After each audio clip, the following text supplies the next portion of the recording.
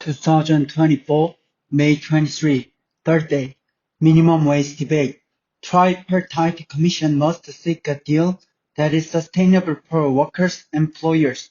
The official review process to set the 2025 minimum wage started Tuesday, heralding a heated debate among the members of the Tripartite Commission due to conflicting views about how much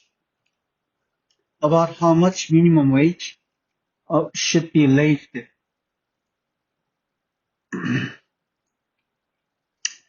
This year, there are two primary issues: whether the next year's minimum wage per hour will exceed the threshold of 10,000 won, $7.30 per dollar for the first time, and whether the differentiated applications of minimum wages will be allowed, depending on the situations of industries.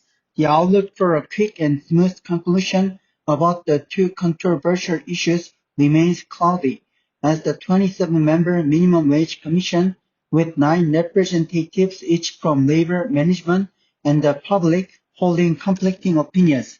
During the inaugural meeting in Sejong, representatives from the labor sector claimed that workers, especially those who receive low wages, have suffered greatly because of the small increase in the minimum wage in the past 2 years. Last year, South Korea raised the minimum hourly wage for 2024 by 2.5% to 9,861. The minimum wage for 2023 was 9,621, up 5% from the previous year. This year, if the Commission manages to agree on a mere 1.42% increase, or 141, the minimum wage will hit the 10,000 won mark. Given that the country's consumer prices rose 3.6% last year, workers appear to expect the per-hour wage to surpass 10,000 won and, if possible, go up a little more in consideration of soaring inflation.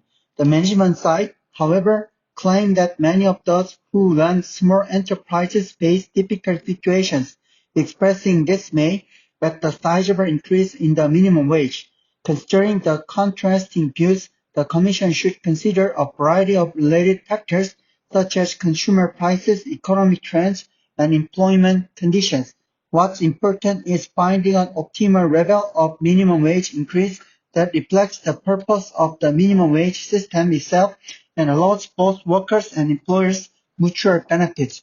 Setting a minimum wage is a tricky task. Small companies and merchants will be forced to shut down or cut the number of employees if they are not able to afford a sharp increase in wages. In fact, more than 3 million workers were paid less than the minimum wage last year, illustrating the dire situation for workers in various fields. And 50.6% of self-employed people had to run their food and accommodation businesses without employees because they had no budget for labor. Hiring a new employee, even at minimum wage, could result in losses for such small business owners.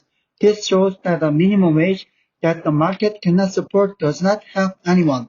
Against this backdrop, the Commission is expected to explore the differentiated application of the minimum wage, seen by some as a way to address the side effects of the current minimum wage system that is now applied to all sectors regardless of region, industry, or age.